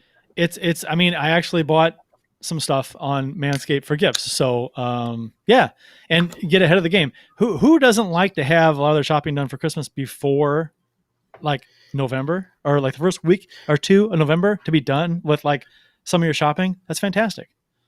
Right, especially this year because it's what are they calling it? Like Shipmageddon because everybody's buying online this year. No one wants to go out in the public and shop. That's a good point. So yeah, online, manscaped.com. It'll help us out. And our LGB promo only, it's for a limited time only. So the first week in November, I believe it ends. So take advantage of that while you can, please. It'll help us out. It'll help you out. Everyone wins. Win-win. I will only add one thing to this, and I've been here the whole time. I don't know what they're talking about, podcasters who can't see the camera. I was here the whole time. They're crazy. I'm not going to show everything here, but I will say I get a weird patch of hair, like right here typically. And don't worry, everybody, I'm not showing balls. It's right above the nip. And I use the Lawnmower 3.0, and it takes about 3 minutes, and it's completely gone. It's comfortable, like we've said before. There's no nicking, there's no scraping. It's just just use it like an electric shaver on your face, and it's does wonders. And you don't have to worry about any kind of rash or anything afterward, especially with any of the lotion you get from Manscaped. They do a great job, and I can't speak highly enough of our sponsor. Their ceramic blade with the advanced skin safe technology helps reduce the grooming accidents quite a bit. So it is designed for this kind of a thing. So it's designed for men who don't want to screw around. Don't mess around with your manly parts. Do it the right way. Who wants to use a facial shaver elsewhere anyway? That's not cool. Don't do it. It's not made for that. Nah. So I just want to add one thing real quick. I didn't want to tell this story with Mike on the air, but real quick, I have a Kay Whitmore story. He mentioned Kay Whitmore. When we were in the media, former Hartford Whaler, Kay Whitmore, former Hartford Whaler and Vancouver Canuck, right? Yes. Yeah. So Kay Whitmore is the he's a member of the NHL now. The NHL what do you call that? I guess disciplinary committee or whatever. And so he was in town, coming in town. It was pretty obvious to the media. We were all told like a week in advance, okay, Whitmore's going to be here if you have questions for him. We actually convinced one of the media members that Kay Whitmore was the first female goalie to ever play in the NHL, which we all know was actually made in Rayón. Yeah, that's funny. And so we convinced this guy that, and again, I don't want to share any names. And this guy was like, "Oh, great, that's awesome." Oh, he came up with like a page worth of questions to ask Kay Whitmore about playing against NHL players as a woman. So obviously that morning at the pregame, at the pregame skate, whatever that's called, I'm drawing a blank here. The morning skate. He's talking about how he's got these great questions, and Kay Whitmore's supposed to be there in like an hour, and we're like, dude, we got to tell you, we were messing with you. Kay Whitmore's a man. Like we just figured you were going to look it up. He wouldn't have figured that out when he met the man. Well, yeah, but we wanted to like make sure he actually had real questions prepared. So we went ahead and told him, and he was very mad at me and the other man who did this. But then very appreciative that you actually did come clean. No, he was never appreciative. Oh, okay. Which I don't blame him. We waited to the last minute to tell him. I don't blame him. Rapid fire tidbits from around the NHL. Beloved Edmonton sports figure Joey Moss passed away at age 57 on Monday. I'll be honest with you, I'd heard the name. I told you guys this. I'd heard the name, but I wasn't familiar with the story behind Joey Moss. He was a locker room attendant for the Edmonton Oilers. Had been that since 84-85, and the Edmonton football team. Was great friends with Wayne Gretzky. He helped staff with such tasks as filling water bottles, laundry for the team, and equipment duties. So, but he became more than an attendant over the years by providing inspiration to the Edmonton Oilers locker room. He was inducted into the Alberta Sports Hall of Fame in 2015. And former Edmonton Oilers captain Andrew Ference told CBC News that Moss was a legend in Edmonton and news of his death was devastating. So for those of you who did not know, he passed away, what was it, on Monday, Tuesday? Was it, Jeff? Monday. It was Monday. Yeah. Yeah. So the hockey world is mourning his loss. Yeah. He's a guy that I've actually followed. So, people that know me know that I have a child with Down syndrome. He's 8. And, obviously there's a lot of concerns about what his future is going to be like. But even before I had my son, I actually followed Joey Moss. And I told you guys this, that there was a Gretzky documentary where they mentioned Joey Moss back when Gretzky, I think, was still playing or maybe had just retired. And I was that the Ultimate Gretzky documentary? It might have been Ultimate Gretzky. If that was Ultimate Gretzky, it was a few years after he retired when they made that. And John Davidson was the one that was like interviewing him the whole time. Yeah, I'm pretty sure that's what it was. I have. Yeah, so do I. Yeah. So I got to know his name then, and I thought it was impressive. And I thought, man, this kid is, kid because they talked about him when he was in the 80s. And I thought, man, that's impressive. This kid's, become such an inspiration for the Oilers. And then I had my son, and I told you guys this, and it sounds weird, but it's true. When I first learned that Shay had Down syndrome, he was the first, I guess, celebrity that I thought of. I thought, because, my wife and I are kind of reeling and thinking, okay, what are we going to do? What's his future going to be like? And I'm like, I even told her, I go, there's a kid in Edmonton who became best friends with Wayne Gretzky and is beloved in Canada. And it's just become such an inspiration for so many people. I'm like, that can be our son.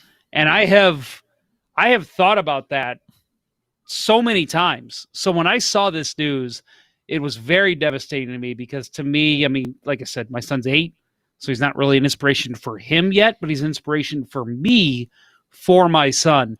And I wanted to just kind of share something Wayne Gretzky actually said recently. He said he gave parents hope. Parents who had kids that are mentally challenged saw Joey Moss living a relatively normal life, fitting into society and being accepted as a regular person. And I think that gave parents of kids with handicaps a great deal of hope. And he's 100% right. Joey Moss, again, inspiration more for my son, but for me too. It's proof that whatever you put your mind to, whatever you want to do, whatever dreams you have, you can accomplish.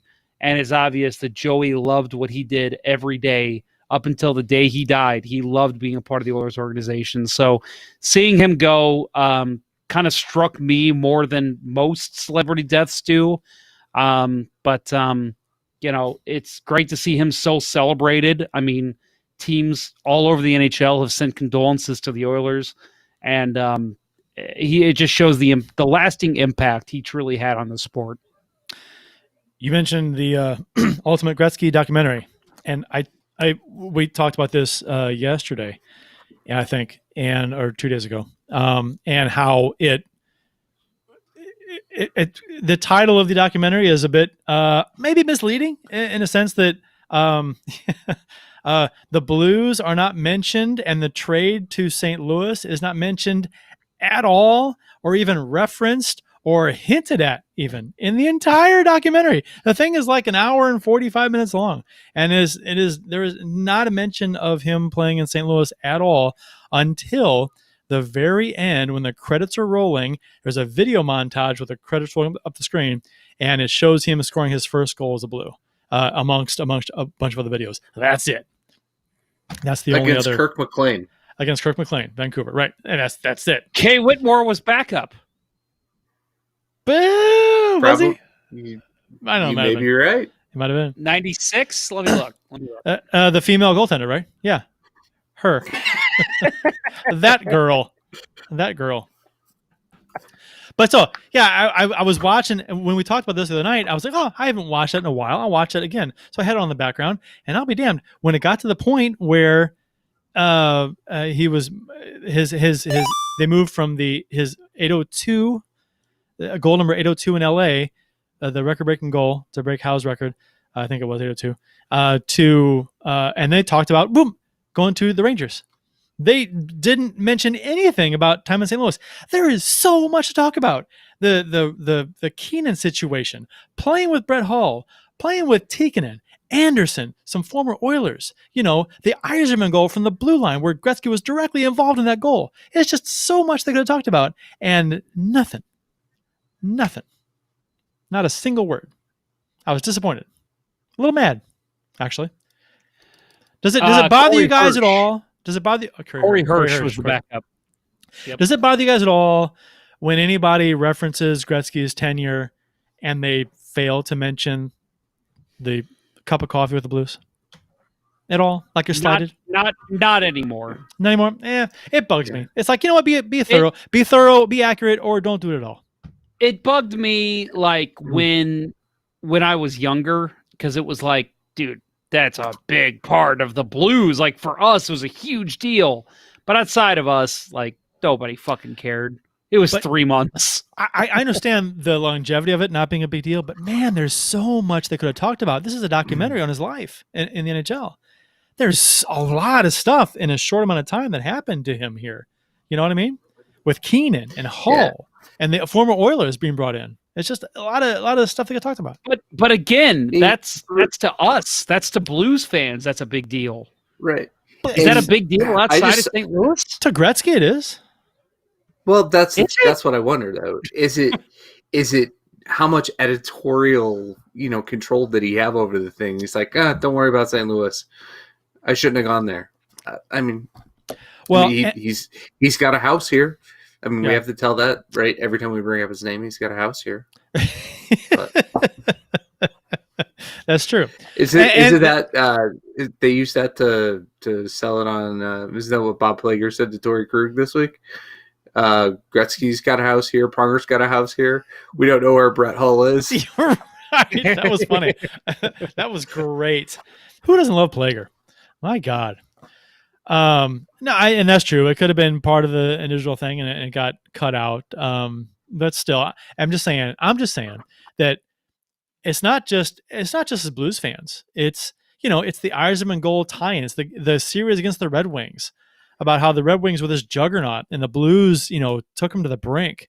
It's just I thought that's intriguing stuff. I mean, hell, NBC Sports and whoever the fuck wants to play NHL playoff highlights always plays the goddamn Yzerman goal. So people like it. It's Detroit. It's hockey town. So I think, and maybe it's me making more of it than it is. I feel a bit of a slight to St. Louis, which it was. Maybe that's what it is. But anyway, it just kind of like I was waiting for a St. Louis reference that never came. So, that's kind of like, that was kind of deflating at that moment. Yeah. Now, I think there's something too, just to that era of the Blues in that the Yzerman goal. I mean, it's behind us now because we finally won our cup. But, when the Blues won the cup, a friend of mine who I kind of lost touch with sent me an email out of the blue. And, I recanted the night that we that night I was hanging out with her and a couple other friends, and just the heartbreak, it was so vivid still, the heartbreak of that goal. And, the questions immediately coming, is Gretzky, did we see all of Gretzky here? So it's important to us because it was an emotionally scarring moment in our lives as Blues fans. So of course we feel slighted. I get it, and it's the inferiority complex syndrome that Blues fans had for so long before winning a cup, and it's that's kind of gone now. Which, thank fucking God, a lot of that stuff. But yeah, I get it. So the Dallas Stars announced today that they're going to wear laser tag jerseys as a third jersey this season, neon green, glow in the dark green, and this is the only way Radulov gets to be a model for anything, as ugly as he is. If you cover his face up with half a blast shield from Star Wars, right in the pictures I sent out, who I thought was Ovechkin when I first saw that. I was like, why is Ovechkin modeling? Yes. I'm still not convinced thought. It's not Ovechkin. Maybe it is. I don't know. He's all over the place. He likes anything for a buck, he'll promote, right? But he's got that dark half shield, like he's out of a sci-fi flick, and it looks like from the nose down, it looks like Ovechkin, but it's apparently Radulov. Obviously, you know what it reminds me of? It reminds me of A New Hope when Luke is fighting the thing that's like shooting the darts at him, and he has the drone, whatever it's called, he's the old fighter helmet. That's what that reminded me of. That's where my comment came from. The Star Wars. Yeah, so exactly. So I was curious to see how this kind of played out in social media. A lot of people liked it. A lot of people didn't. Social media comments, a few of them. Hey, marketing team, I'd love it if we could see the jersey from space. Okay. Here you go. Also, another one is these make y'all look like traffic cones. Didn't get that one whatsoever. Traffic cones are orange, but okay, whatever. Another one is those are off the hook. I'm a St. Louis Blues fan and still want one of these. That doesn't say too much because a lot of Blues fans like the clown jerseys that we brought back from last year. So, well, to be fair, that was Jesse Hill. To be fair, did he really? No, he did say. Jesse did say in the chat that he likes them. He likes them? He likes them. You know why he likes them, though? Do you know why he likes them? Because they're in your face? They are similar to the Lady Cyclones here in St. Louis. Okay. But the only thing is, to me, and I told him this on Twitter, the neon green, it's not quite as neon on the Lady Cyclones. If they use the same color that the Lady Cyclones are using, I think I might have a different opinion on it. But it's too bright. It's too much. I don't have a picture queued up to show the YouTube folks, but if you do a search for, I don't know, Dallas Stars neon jersey, you'll probably find it. Follow Jeff over on JPotter94, and I will show you. Okay, so the jersey design, I think is fine. It's not like some kind of goofy layout on the jersey. Personally, I could have done without the outline of Texas behind the D with the star, but whatever. I think it would be better without that. But I think it's not at least the composition of the jersey is not hideous, but I think the neon aspect of it is probably hit or miss with people. So I actually, you know what? To be honest, if they would turn the lights off during when they take the ice before a game, and they would glow in the dark, I think I'd love it. That'd be kind of cool. I don't know. We'll have to see. If I agree with that. If they actually go in the dark, that'd be pretty cool. That'd be the first glow in the dark NHL jerseys, right? I mean, if they do glow in the dark. See, and Puck Guy 14 adds here, for an alternate jersey, I can deal with it. Don't overuse it. I'd rather you're going to use it for 14 to 15 games this year. Oh, are you kidding? That many? I don't know. I think that might be unconfirmed. That's too many. Somebody said on Twitter I think they're associated with the Stars, said 14 to 15 games for that jersey. I'm thinking and 6 that is tops. Way too much. I'm tops. Three. Well, the Blues did their throwback 90s clown jerseys 3 times, which I think supposed to be 3 times. Well, it was last supposed to be. time was canceled. Right, didn't happen. Yeah, because of COVID. But that was a good number. We talked about that, and Bernie Federico chimed in and said the same thing. He's like, "Yeah, these are fun for a few games, but that's about it." Friend of the show. Friend of the show, Bernie Federico. Right, exactly. I was going to say, did you guys feel like McKenna was trying to take away from us that, we aren't the only people that have had a beer in St. Louis with Bernie Federico? Right. I almost felt like. I wanted to chime in. It's a special moment. Either that or he's like almost subtweeting us saying, he's listened to the show before. Bringing that up. Oh, go ahead. No, I was going to say that the jersey itself was apparently modeled after the Dallas skyline at night, because they have one in building in particular, might be the tallest building downtown, and I'm not sure the name of it, is outlined in neon green during, I guess, game nights or maybe all the time. I don't know, but and it's modeled. They wanted to incorporate that into the jersey, so they did. It is not just random. Oh, hey, let's do glow in the dark. It was for that particular reason, so that's kind of cool. I just don't like the look. But I wanted to add the Bills comment, though, about I will say the minute, and this was before the show started, the minute Mike McKenna joined us, he did hold up his Vest soda and said, "I have a drink of the show too, guys." So It probably is that he's probably seen the show before. Yeah. Well, he's got good taste. Right. Right. He's a professional. He did his research, and that's what we appreciate about him. That's what you appreciate about him? There are many things, but no. Okay. On the Dallas jersey, I was going to say, looking at the aesthetics blog, they brought up that the same color scheme was used in the 2015 All-Star jerseys in Columbus. There's a picture of Stamkos and Doughty wearing them on their blog. So not really? The first time they've been used, but okay.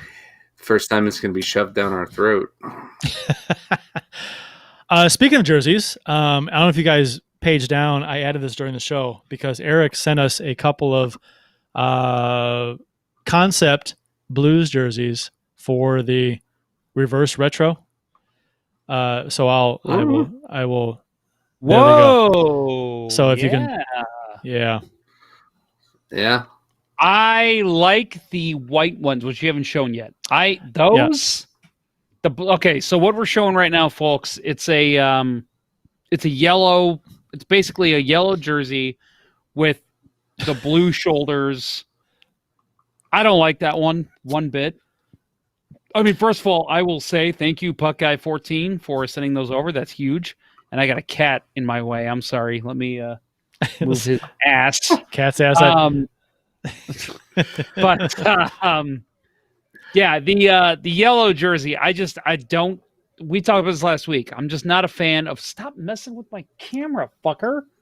I just don't think there's many yellow jerseys that have gone over well. No. You know what? Honestly, I think if they'd have to wear blue pants with these. Okay.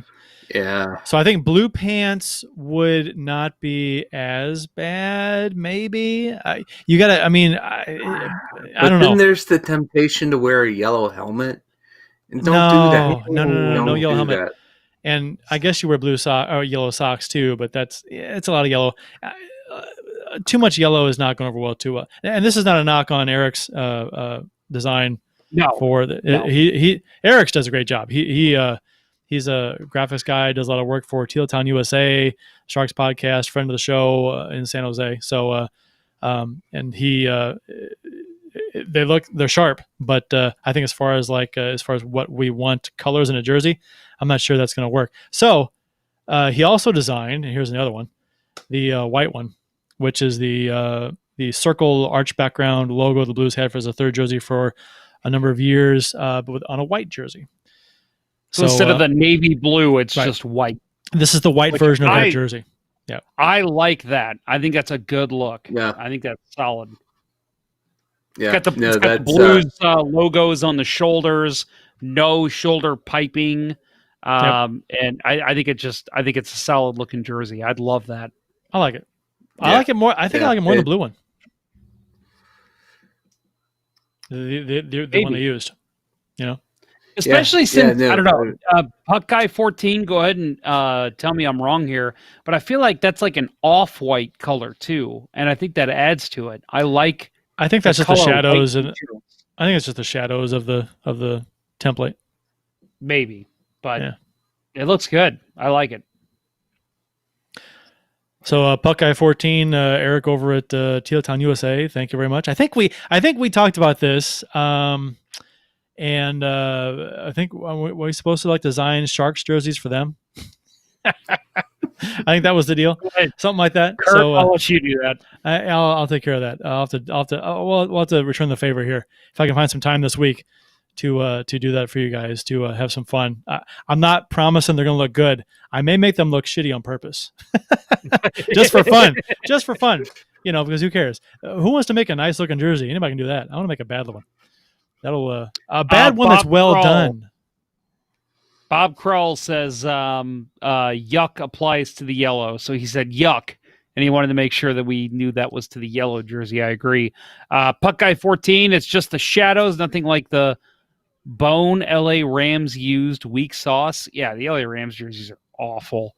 Puck Guy 14, here you go. If you do orange, so help you, Kurt. Kurt, now you have to do an orange one. I got to do an orange one. I could do a. Yeah. I could do a. I don't know. How about a mauve? That'd be a nice little change of pace there for the Sharks. Mauve. No, I'll tell you what. What's the worst color that an NHL team has used in their jerseys? Off the top of your head. You think yellow? Bill? What would you say? I really think you make it. Yeah, I mean, the one that sticks out is the jersey Mike McKenna wore in his draft year, right? The mustard yellow Preds jersey. But I'm probably not thinking you're probably going to wow me with what you're going to say. Eggplant. Eggplant was used in the Anaheim Ducks, the purple. Yeah, that's the purple. So yeah. Now I'm not saying that particular color is the worst, but that color combined with the fact that it's actually called eggplant, that does it in for me. I can't handle it. It's not. And Jeff, you could you've got a cat's ass tail right in the screen the whole time. It's like is it a he or she? Is it he or she? It's a he. It's like he knows. He knows. Oh, he knows. Yeah. He knows. He knows what he's doing. All right. Well, thank you, Eric, for doing that. I'll have to get some Sharks jerseys your way. Those look pretty professional though. So Jesus Christ, I gotta get my work cut out for me to make something look presentable. What do we got? And this just in: hockey odor kills COVID-19. Saw that on. Okay, so this Reddit. is a funny meme that went around, and what's funny about that is we had a tournament over at Queenie Park where we have the pond tournament. We had a tournament in March, and it was literally the last thing we did. And we even said that night, we were having beers after the tournament was over, and we're like, this is probably going to be the last time any of us are allowed to leave our houses for months. So we even like knew it then. And we were saying then, we're like, you know what? We should still be able to play hockey because hockey locker rooms are where COVID-19 goes to die. And so when this meme came out, I'm like, we were saying that fucking 7 months ago. And I feel like there might be some truth to that, because if you've stepped in a hockey locker room, oh, good Lord. If there's any smell that could kill COVID, it'd be hockey smell. Hockey glove. Ugh, jeez. Oh, gloves are the worst. You ever, and we may have talked about this on the show before, but you ever like finish playing a game and you put your equipment in your bag, and then say you got a week off before your next game, and you don't get your stuff out of your bag until the next game. You take it to the rink, you get out, you take your stuff out, and your gloves and your equipment are still wet from the week before. You ever have that? That is, and I tell people that, and they want to throw up. I'm like, yeah, well, I had to put it on my body. Yeah. See, I play multiple games on Sundays still to this day. So like, I'll play Sunday morning, and then I'll play Sunday night, and my shit is still wet, and it's that's just nothing. But Try 7 days. Put it on. 7 days. It's gross. It's still gross. that 5 to 10 seconds after you put it on and it assimilates to your body is just like you feel less than human, for sure. I think my cousin Jeff kept his out in the shed too, outside. So not only was it like wet still, it was cold. In the wintertime, it'd be freezing. This stuff would have ice on it. It'd be frozen. That's the rule I had when I first moved in with my, now wife, but girlfriend at the time. I told her, I'm like, I need to keep my pads inside, because that's the one rule I have. I don't care if you put them next to the heater, if, they're nowhere to be seen, that's fine. But I will not play in pads that are just gross and cold and still wet because they were outside the whole time. Yeah.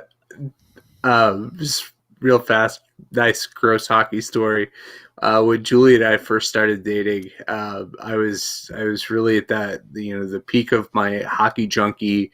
I, would go play a game whenever anybody would ask. So I left my stuff in my car. My car at that point was 92 Mitsubishi Eclipse. So there's no trunk. Yeah. There's no trunk. So the entire car smelled of that. Always. And to this day, Julie will not let me live that down, that I would ever drive her anywhere in that car. It's funny is that one time I bought a package of frozen chicken breasts, and it was in the summertime, and I put it in the trunk of my car, come back from the grocery store, forgot about them. And I think it had been a few days. And this is in the summer heat, right? And so I go into my car a few days later. I get in, I'm like, oh my God. Like something had died inside the car, right? I didn't know what it was. And I guess for those of you who don't understand hockey smell, now granted, it didn't smell like dead chicken or like rancid, like just old, just gross, disgusting chicken, days old out in the sun. It's at the same level though. It didn't smell the same, but it was on par with that level of stench. Okay, so that's how bad hockey smell gets. For some reason, no other sport is that way. It doesn't. I mean, I don't know if you don't wear the same amount of equipment. I don't know. The hockey stuff just soaks up the sweat and keeps the moisture. Well, it bakes. It bakes in there because you've got you don't have pads that are exposed to the outside air. They're covered by a jersey and covered by socks and covered by pants. And you put them in your hockey bag. And you just stick them all in your hockey bag together, and they just bake in there after you're done because they're still warm from you playing hockey. And scientifically, it's been proven because there was a show there. There was a show on. It was called Sports Science or Science of Sports or something. It was on Fox Sports, and yeah, hockey smell is way worse than any other sport. As an adult, I learned, actually trained myself to, when I was done playing, to take my bag out of my car, take it in the basement, take everything out, air out the pads, wash the clothes, and that's and when I got in that habit, things changed dramatically. My gloves, the lifespan of my gloves lasted like 5 times as long because the palms didn't get all crusty hard and then crack, So so if you have the wherewithal to actually take your bag out of your car or your vehicle or your shed or whatever and bring it inside, if a basement to air it out and wash stuff right away, your stuff will last a lot longer and it won't smell near as bad. So I'm just saying, but again, kids don't do that. And I didn't. So just saying, that's just saying.